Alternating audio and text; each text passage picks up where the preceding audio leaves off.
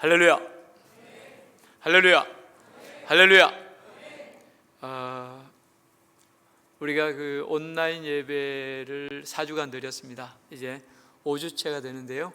오늘은 이제 우리가 이렇게 함께 모여서, 물론 많은 숫자는 아니지만 또 함께 모여서 이렇게 예배를 드릴 수 있게 됨이 얼마나 감격인지 모르겠습니다. 아까 이렇게 예배를 시작할 때 마음이 갑자기 울컥해지더라고요.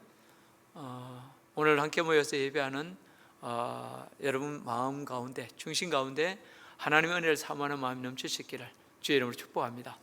또 이 자리에 나오지 못했을지라도 가정 안에서 하나님을 예배하는 성도 여러분의 삶 속에도 넘치는 은혜와 또 감격이 있기를 주의 이름으로 축복합니다.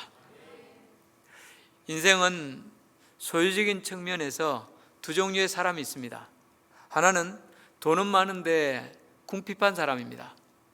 그는 많은 것을 가졌지만 그 소유로 만족하지 못하고 더 큰 욕구 불만 속에서 가난하게 살아갑니다. 다른 한 부류는 가난한데 부유한 자들입니다. 그 사람은 물질적으로 많이 가지지 않았습니다. 그러나 그 속에서도 자족하며 행복하게 살아갑니다. 그렇다면 오늘 저와 여러분은 어떤 부류의 사람입니까? 인생을 살다 보면 건강할 때도 있지만 병약할 때도 있습니다. 부유할 때도 있지만 가난할 때도 있습니다. 본문 13절에 내게 능력 주신 자 안에서 내가 모든 것을 할 수 있다는 이 말씀은 우리의 병이 당장 나아서 건강하게 된다는 뜻이 아닙니다. 금방 큰 돈을 벌어서 부자가 된다는 말씀도 아닙니다. 이 말씀의 참된 뜻은 건강할 때나 병약할 때나 예수 그리스도 안에서 만족하며 승리하는 삶을 살 수 있다는 것입니다. 배부를 때나 배고플 때나 그것에 구애되지 않고 주님의 뜻을 이루는 멋진 삶을 살 수 있다는 것입니다. 그렇습니다, 여러분. 하나님의 능력은 가난한 우리를 부유하게 바꿀 수 있습니다. 그러나 가난을 받아들이고 그 가난 속에서도 승리할 수 있도록 해주십니다. 하나님께서는 병약한 우리를 건강하게 바꿔주시기도 합니다. 그러나 그 병약함 속에서도 감사하며 하나님의 뜻을 이루는 삶을 살게 해주십니다. 그리고 그 어떤 삶이든 하나님께로부터 온 것이라면 그 삶은 최선이요 최고라 할 수 있습니다. 오늘 예배하는 저와 여러분 안에 주께서 주시는 진정한 승리, 참된 부요가 있기를 주의 이름으로 축복합니다. 이 세상에 존재하는 사람치고 풍성한 삶, 행복한 삶을 싫어하는 자는 아무도 없습니다. 이 점은 우리 그리스도인들도 예외가 아닙니다. 오늘 본문에서 사도 바울은 성도들이 주 안에서 풍성한 삶을 누릴 수 있는 비결을 몇 가지로 말씀해 주고 있습니다. 그렇다면 그 풍성함의 비결이 무엇입니까? 첫째, 자족하는 것입니다. 여러분, 한번 물어보겠습니다. 자족이 무엇입니까? 이 자족이란 환경을 뛰어넘어 어떤 형편 속에서도 스스로 넉넉하게 여길 줄 아는 자기 충족감 또는 감사입니다. 오늘 본문에 의하면 사도 바울은 로마 감옥에 갇혀 있는 상태에서 빌립보 교인들이 보내주는 헌금과 선물을 받았습니다. 그때 바울이 뭐라고 말합니까? 18절 말씀입니다. 우리 18절 말씀 같이 한번 읽어보겠습니다. 내게는 모든 것이 있고 또 풍부한지라 에바브로디도 편에 너희가 준 것을 받음으로 내가 풍족하니 이는 받으실 만한 향기로운 제물이요 하나님을 기쁘시게 한 것이라. 여러분, 본문을 자세히 보십시오. 여기서 바울은 내게는 모든 것이 있고 또 풍족하다고 그렇게 선포하고 있습니다. 조금만 깊이 생각해 보면 여러분, 바울의 이 고백은 우리를 당황케 합니다. 왜 그렇습니까? 그는 지금 죄수의 몸으로 로마의 깊은 감옥 속에 갇혀 있습니다.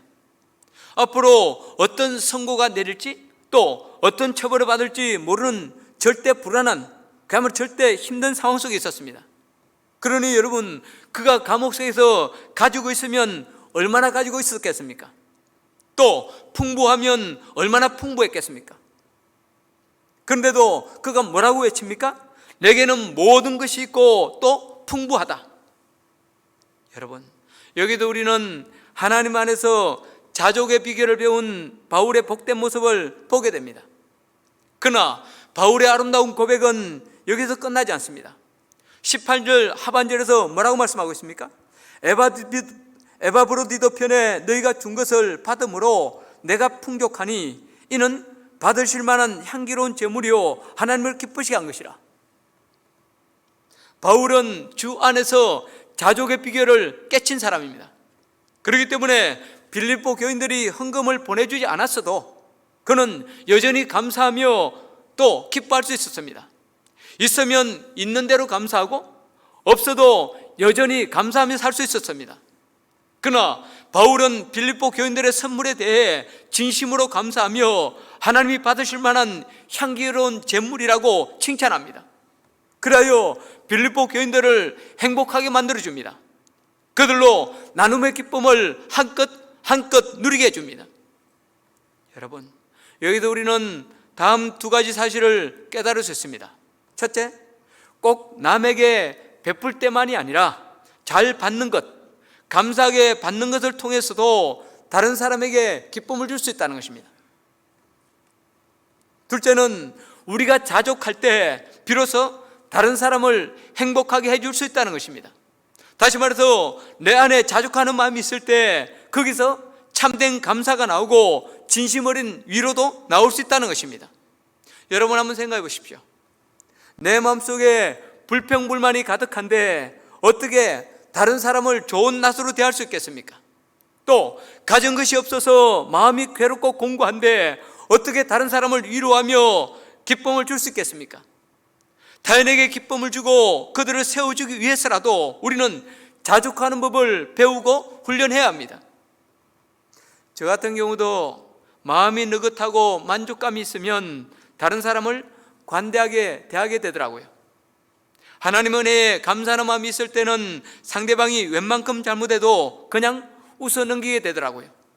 그러나 내 마음이 상해 있을 때는 나도 모르게 뾰족한 바늘이 내 안에서 튀어나와 상대방을 찌르는 경우가 많았습니다. 그래도 기분이 상하고 신기가 불편할 때는 가능하면 사람들을 만나지 않으려고 합니다. 여러분, 성경에는 나오지 않지만 내 마음에 분노나 불쾌한 감정이 일어날 때 그 마음, 그 감정을 다스릴 수 있는 방법을 한 가지 가르쳐 드리겠습니다. 여러분, 화가 나면 거울 앞에 서십시오. 그리고 자신의 화난 얼굴을 1분간만 가만히 바라보십시오. 그리고 단호야, 아니 누구야 하고 조용히 자기의 이름을 불러보십시오. 그러면 성령님께서 여러분의 내면을 비추어 주시고 내 마음이 차분하게 가라앉는 고요함의 은혜를 주실 것입니다. 거기 누가 있는가라는 제목의 작은 동화책 속에 있는 이야기입니다. 어느 자그마한 산자락 아래 예쁜 연못이 있었습니다. 그 연못의 동쪽 기퉁에는 물망초가 살고 있었습니다. 이 물망초는 자신의 삶에 대해 불만이 많았습니다. 나는 왜 허구한 날 차가운 물에다가 뿌리를 내리고 살아야 하는가 하며 자신의 신세를 한탄했습니다. 그래서 물방개가 스쳐 지나가는 것에도 신경질을 내고 심지어 산 그림자가 지나가는 것에도 역정을 내곤 했습니다. 반면에 그 연못의 서쪽 기퉁에 사는 수련은 늘 즐거워했습니다. 수련은 자신이 물에 살게 된 청결함에 감사했습니다. 어쩌다 물 잠자리가 지친 날개를 쉬기 위해 그 위에 내려앉으면 수련은 반갑게 맞이했습니다. 또 하늘에 떠있는 흰 구름이 물속 그림자를 들이오는 것을 볼 때마다 너무너무 경이로워 한박 웃음을 지었습니다. 얼마의 시간이 흘렀습니다. 물망초가 사는 연못의 동쪽 기퉁에는 찾아오는 사람 하나도 없이 물파래만 잔뜩 끼게 되었습니다. 물망초는 꽃을 피우기는커녕 자기 자리마저 물파래에게 빼앗긴 채 서서히 죽어가고 있었습니다. 그러나 연못 서쪽 기퉁에 사는 수련은 날이 갈수록 번성했습니다. 예쁜 꽃을 활짝 피웠고 새순이 점점 뻗어나갔습니다. 그러다 지나가는 나비들조차 나풀거리며 쉬어갔고 노을들까지도 그 수련 위에 아름다운 술을 놓았습니다. 여러분, 이것은 작은 하나의 동화에 지나지 않지만 우리에게 인생의 진실을 교훈해 주고 있습니다. 오늘 저와 여러분은 다 하나님의 은혜라는 그 연못 안에 뿌리를 내리고 있습니다. 그 안에서 우리는 물망초처럼 살 수도 있고 수련처럼 살 수도 있습니다. 근데 내가 물망초처럼 되느냐 수련처럼 되느냐는 나의 선택에 달려 있습니다. 내게 주어진 삶의 여건이 어떠할지라도 그 안에서 자족하고 감사할 수 있다면 우리는 수련처럼 아름다운 꽃을 활짝 피워낼 수 있습니다. 그러나 내 환경이 아무리 좋아도 자족하지 못하고 불평하기 시작하면 결국 물망초처럼 될 수밖에 없습니다. 사랑하는 성도 여러분, 이제부터라도 우리의 마음, 우리의 내면을 바꾸어 가시기 바랍니다. 불평하기 시작하면 끝이 없습니다. 불평과 원망으로 시작해서 결국 실패와 허무로 끝맺을 수밖에 없습니다. 그러나 자족하고 감사하기 시작하면 우리는 언제 어디서건 하나님의 은혜를 체험하고 실제로 좋은 일들이 내 삶 가운데 일어나게 됩니다. 또 내 주위 사람들도 나로 말미암아 감사와 기쁨을 얻고 지금도 저와 여러분을 아름답게 빚어가시는 하나님의 손길을 순간순간 체험할 수 있습니다. 이 자족의 은혜가 오늘 예배하는 여러분 가운데, 저와 여러분 가운데 넘칠 수 있기를 주 이름으로 축복합니다. 두 번째는 나누는 것입니다. 주 안에서 부유한 삶을 누리기 위해 반드시 배워야 될 삶의 스타일은 나누는 삶입니다. 빌립보 교회는 무엇보다도 받은 바 사랑을 나눌 줄 아는 교회였습니다. 그래도 15절에서 뭐라고 말씀하고 있습니까? 같이 읽어보겠습니다. 빌립보 사람들아, 너희도 알거니와 복음의 시초에 내가 마게도냐를 떠날 때에 주고받는 내 일에 참여한 교회가 너희 외에 아무도 없었느니라. 여러분, 빌립보 교회는 사도 바울을 통해서 복음을 받아들였습니다. 그들은 예수 믿고 구원받은 것이 너무너무 기뻤습니다. 그런데 빌립보 교인들은 단순히 복음을 받아들이고 구원받은 것에 안주하지 않았습니다. 그들은 신앙생활 초기부터 주님께 받은 사랑을 나누기 시작했습니다. 복음의 능력과 소중함을 깊이 체험한 저들은 헌금을 통해서 바울의 선교 사역에 동참했습니다. 바울이 빌립보 교회를 떠날 때 물질로 도왔을 뿐만 아니라 그 도움은 후에도 계속되었습니다. 그런데 빌립보 교회 성도들의 헌신이 더욱 값지고 빛난 것은 그들의 헌신이 부유하고 풍족한 가운데 이루어진 것이 아니라는 사실입니다. 그래도 고린도후서 8장 2절에서 뭐라고 말씀하고 있습니까? 같이 읽어보겠습니다. 환난의 많은 시련 가운데서 그들의 넘치는 기쁨과 극심한 관한이 그들의 풍성한 연보를 넘치도록 하게 하였느니라. 여러분 본문을 보십시오. 환난의 많은 시련 가운데서 넘치는 기쁨, 극심한 가난 가운데서 넘치도록 풍성한 연보. 여러분, 이 말이나 됩니까? 저는 이 구절을 대할 때마다 빌립보 교회 성도들의 지극한 헌신에 큰 감동과 도전을 받게 됩니다. 여기서 그들은 마게도냐 교회 성도들, 좀 더 구체적으로 말하면 빌립보 교회 성도들을 가리킵니다. 빌립보 교회는 지금 환난과 시련의 한가운데 있습니다. 경제적으로는 극한 가난이 그들의 숨통을 조이고 있었습니다. 또 온갖 박해와 무시 등 많은 고난이 그들을 괴롭히고 있었습니다. 우리 중 누구라도 이 같은 처지에 있다면 다른 사람을 도울 엄두를 낼 수 없었을 것입니다. 그런데 빌립보 교회 성도들은 여러분 어떻습니까? 그들은 고난의 밑바닥 가운데 있으면서도 바울의 선교 사역을 힘 닿는 대로 도와주고 있습니다. 또 예루살렘 교회가 기근이 들어 어려움을 당하자 그들은 예루살렘 교회 성도들을 돕기 위해 넘치도록 풍성한 헌금을 하고 있습니다. 여러분, 여러분의 이 점이 제대로 이해가 되십니까? 당시 소아시아 지역에 있던 여러 교회 중에 바울의 영향을 받은 교회가 어디 이 빌립보 교회 하나뿐이겠습니까? 당시 다른 교회들도 다 바울에게 복음의 빛을 줬습니다. 그러나 바울이 복음 때문에 박해받고 투옥되었을 때 그 괴로움에 참여한 교회는 빌립보 교회밖에 없었습니다. 그러니 여러분, 사도 바울의 입장에서 볼 때 이 빌립보 교회가 얼마나 고맙고 또 얼마나 가슴 사무치는 사랑의 대상이었겠습니까? 근데 여러분, 이 나눔과 관련하여 본문 17절은 우리에게 중요한 교훈을 하나 주고 있습니다. 우리 17절 말씀 같이 한번 읽어보겠습니다. 내가 선물을 구함이 아니요 오직 너희에게 유익하도록 풍성한 열매를 구함이라. 내가 선물을 구함이 아니요 오직 너희에게 유익하도록. 여기서 바울은 빌립보 교회 성도들이 보낸 헌금을 기꺼이 받은 이유를 밝혀주고 있습니다. 여러분, 물어봅시다. 그 이유가 뭡니까? 그렇죠. 오직 너희에게 유익하도록. 그렇죠? 여러분, 바울이 헌금을 받은 것은 바울 자신이 아닌 빌립보 교회 성도들이 유익을 누리도록 하기 위해서란 것입니다. 이 말씀을 통해 우리가 분명히 깨닫는 진리가 무엇입니까? 나눔은 더 이상 희생이나 손해가 아니라 나에게 유익이 되고 이익이 되는 행위라는 것입니다. 여러분, 다시 한번 같이 해보겠습니다. 따라해 보겠습니다. 나눔은 더 이상 희생이나 손해가 아니라 나눔은 더 이상 희생이나 손해가 아니라 나에게 유익이 되고 이익이 되는 행위다. 나에게 유익이 되고 이익이 되는 행위다. 그렇습니다. 여러분, 바울은 빌립보 교회 성도들이 이 사실을 분명하게 깨닫기를 원했습니다. 그래서 그는 그들의 나눔에 감사하며 동시에 그 헌신이 빌립보 교회에 오히려 큰 유익이 된다고 분명하게 못 받고 있습니다.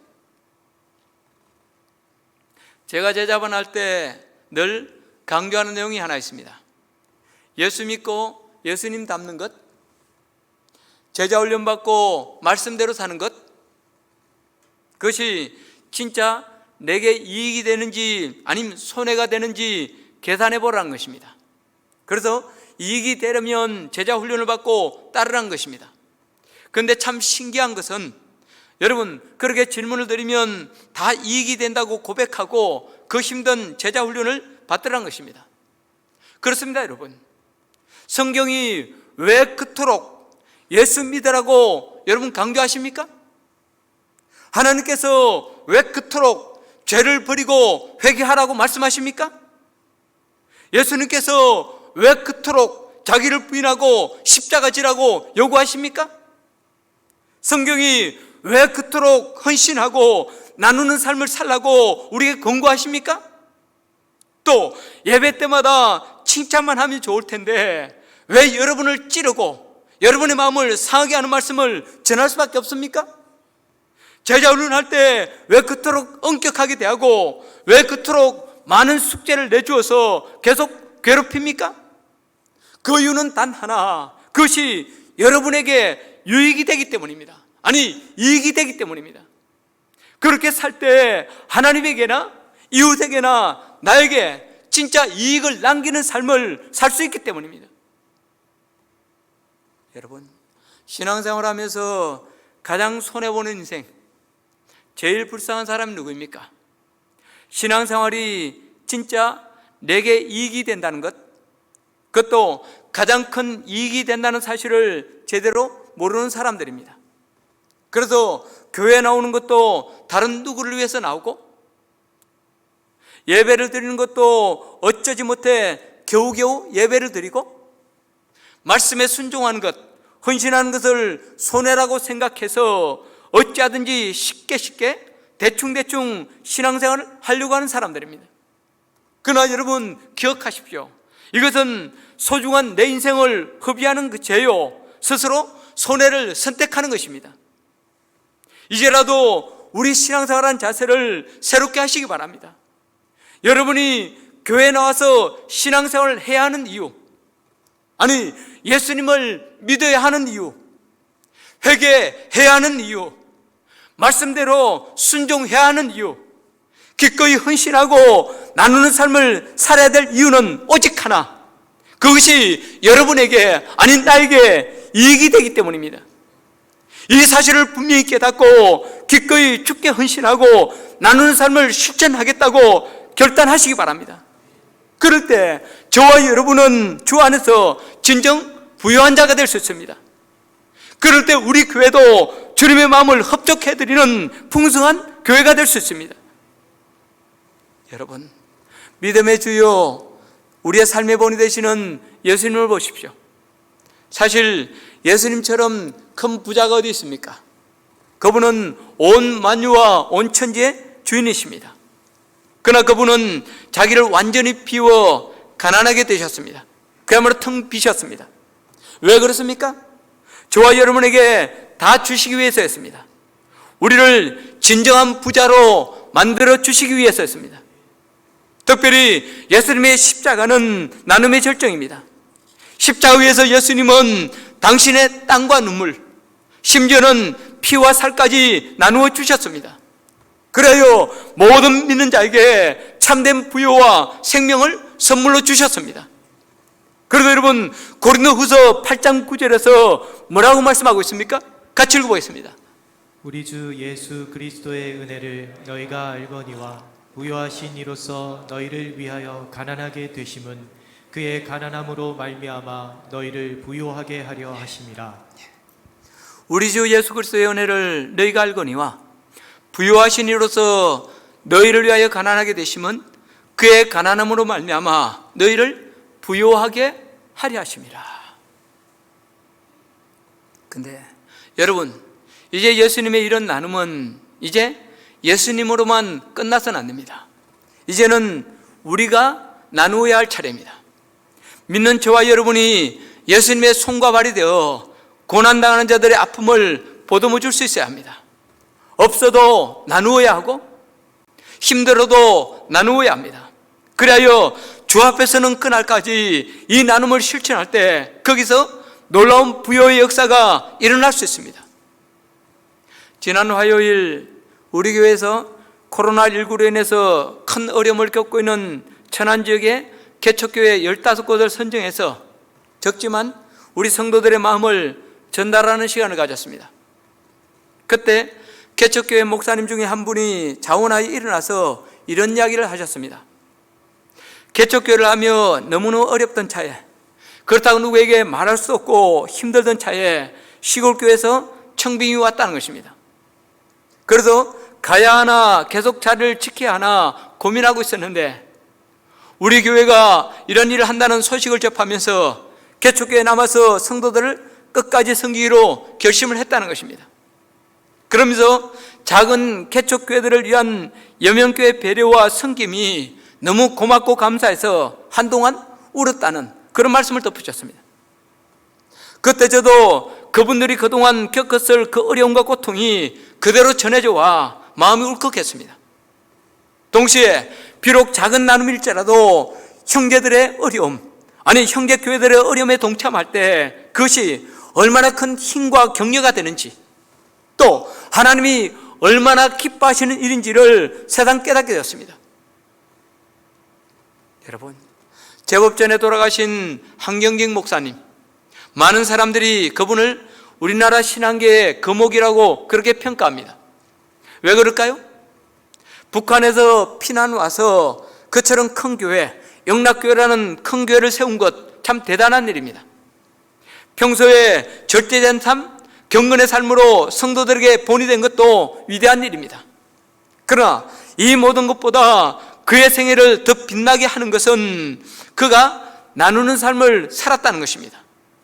그리고 마지막에는 빈손으로 하나님의 품에 안겼다는 것입니다. 그래도 그의 생애를 기록하고 있는 책의 제목도 아름다운 빈손 한경직입니다.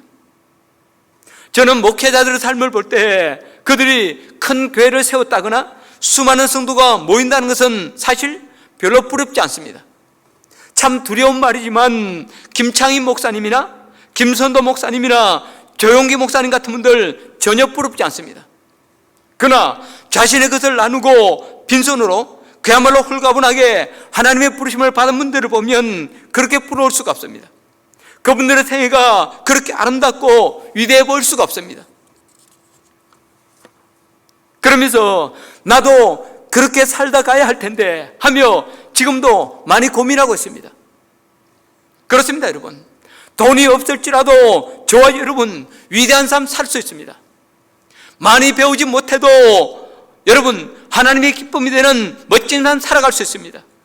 비록 높은 자리에 올라가지 못해도 하나님 나라에서는 얼마든지 큰 자가 될 수 있습니다. 그 비결은 기쁨으로 주님의 종, 주님 따르는 자 되는 것입니다. 아니 빌립보 교회 성도들처럼 기꺼이 나누는 삶을 실천하는 것입니다. 그런데 놀라운 사실은 우리가 이처럼 나누는 삶을 실천할 때 하나님께서는 우리를 빈털터리로 망하게 하지 않으신다는 것입니다. 오히려 더 부유하게 해주시고 더 풍성하게 채워주십니다. 그래서 여러분 본문 19절에서 사도 바울이 뭐라고 했습니까? 같이 읽어보겠습니다.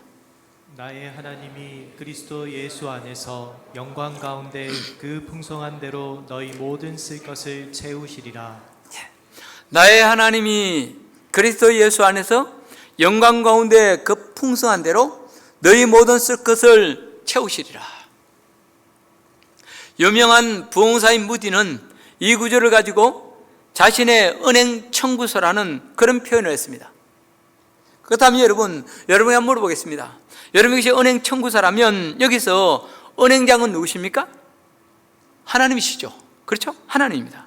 근데 이 하나님도 그냥 다른 누구의 하나님이 아니라 다른 사람의 하나님, 저 멀리 있는 사람의 하나님이 아니라 누구의 하나님? 나의 하나님. 그렇죠? 나의 하나님. 그렇다면 여러분 그 은행에 나를 위해 예금되어 있는 돈, 내가 언제라도 인출해 쓸 수 있는 돈이 얼마나 됩니까? 영광 가운데 풍성한 양입니다. 우리가 아무리 써도 영원히 마르지 않을 만큼 충분히 많은 액수입니다. 그렇다면 여러분 그 천국 은행의 이 세상 지점장은 누굽니까? 바로 예수 그리스도죠. 그렇습니다. 여러분 우리가 예수님을 믿고 예수님을 따르기만 하면, 아니 예수님의 이름을 힘입어 하나님 앞에 나가기만 하면, 하나님의 뜻에 순종하여 예수님의 뜻에 순종하여 헌신하고 나누는 삶을 살다 보면 부족함 없이 채워주시는 그 은혜를 누릴 수 있습니다. 내 한계와 여건을 뛰어넘어 그때 쓸 것을 정확하게 채워주시는 하나님의 놀라운 역사를 체험할 수 있습니다.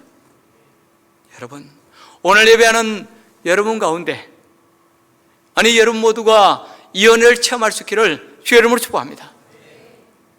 마지막으로 같이 하나님을 바라보는 것입니다. 그리하여 함께 믿음이 성장하고 함께 예수님을 닮아가는 것입니다. 본문 17절 말씀 다시 한번 읽어보겠습니다. 내가 선물을 구함이 아니요 오직 너희에게 유익하도록 풍성한 열매를 구함이라. 풍성한 열매를 구함이라 라는 말씀이 있죠. 조금 전에 우리는 이 말씀을 가지고 바울이 빌립보 교회 헌금을 기뻐받은 이유가 오직 그들의 유익을 위함이라는 사실을 살펴봤습니다. 그러나 이 말씀 속에는 그 이유 외에도 한 가지 중요한 이유가 더 있습니다. 그것은 빌립보 교회 성도들로 하여금 풍성한 열매를 맺게 하는 것입니다. 여기서 풍성한 열매는 여러분 세상에서 부자 되는 것을 의미하지 않습니다. 오히려 영적 부여로 예수님 바라보고 예수님 따라감으로 예수님 닮는 것입니다. 또 여러분 18절을 보십시오. 거기 후반부에 보면 여러분 이 헌금을 이야기하면서 이는 받으실 만한 향기로운 제물이요 하나님을 기쁘시게 한 것이라, 이런 표현을 합니다. 여러분 여기서 바울은 빌립보 교인들이 보낸 사랑의 헌물을 놓고 전혀 새로운 관점으로 이야기를 하고 있습니다. 사실 빌립보 교회가 헌물을 보낸 것은 바울을 위한 것이었습니다. 그런데 바울은 그 헌물을 두고 이는 하나님이 받으실 만한 향기로운 제물이요 하나님을 기쁘게 한 것이라고 그렇게 규정합니다. 그래요 빌립보 교인들로 하여금 더 이상 바울 자신이 아니라 하나님을 바라보게 해줍니다. 이 두 가지 말씀을 통해 우리는 교회를 향한 사도 바울의 진짜 관심, 그들 엿볼 수 있습니다. 아니, 성도된 저와 여러분이 마땅히 추구해야 될 진정한 목표를 발견할 수 있습니다. 그것은 우리의 모든 섬김, 우리의 모든 관계를 통해 오직 하나님을 바라보고 예수님만 높여야 한다는 것입니다. 그럴 때 성도들의 믿음이 성장하고 성령의 임재와 역사가 나타나 풍성한 열매를 거둘 수 있다는 것입니다. 어쩌다 TV나 신문을 보면 같은 자리에 앉아있는 정치인들이 불편한 표정으로 서로 다른 곳을 바라보고 있는 장면을 볼 때가 있습니다. 그리고 그들의 얼굴 표정과 바라보는 방향이 그들의 관계가 어떤지를 설명해 주곤 합니다. 여러분, 부부나 친구같이 가까운 사람들은 어떻습니까? 서로 바라봅니다. 그렇죠? 보고 또 보고 싶어 하죠. 그러나 그 관계가 더 깊어지면 서로를 바라보는 데서 한 걸음 더 나가 서로 손잡고 앞을 향해, 아니 부르심의 위를 향해 같은 것을 바라보게 됩니다. 바울은 빌립보 교회 교인들과 그의 관계가 그렇게 되기를 원했습니다. 또 저와 여러분 모두가 이런 관계가 되기를 간절히 원하고 있습니다. 그렇습니다, 여러분. 세상에서도 고상하고 아름다운 관계가 많지만 가장 고상하고 아름다운 관계는 주 안에서 서로의 영적 갈증을 채워주고 하나님을 바라보도록 격려하는 것입니다. 그래요 함께 예수 그리스도를 닮아가는 것입니다.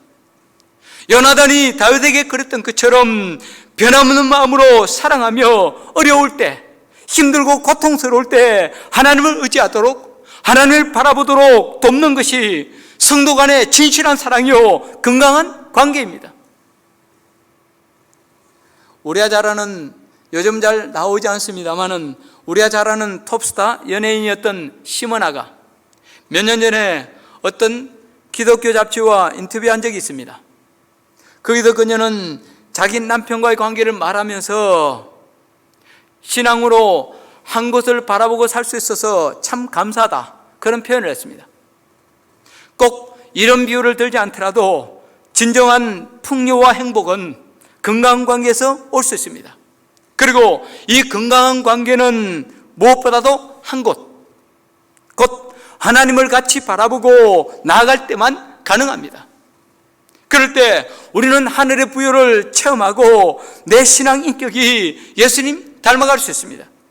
나뿐만이 아니라 우리 공동체 전체가 하나님의 깊은 은혜를 체험하고 성령의 능력으로 변화되고 고양되어 갈 수 있습니다. 사랑하는 성도 여러분, 지금까지 내 삶을 한번 돌아보십시오. 과연 나는 어떻습니까? 여러분은 곁에 있는 형제 자매들을 진실하게 마주보고 있습니까? 기꺼이 나누고 배우며 서로 선한 영향력을 주고받고 있습니까? 또 거기서 한 걸음 더 나가 그들로 하여금 예수님을 바라보도록 도와주고 있습니까?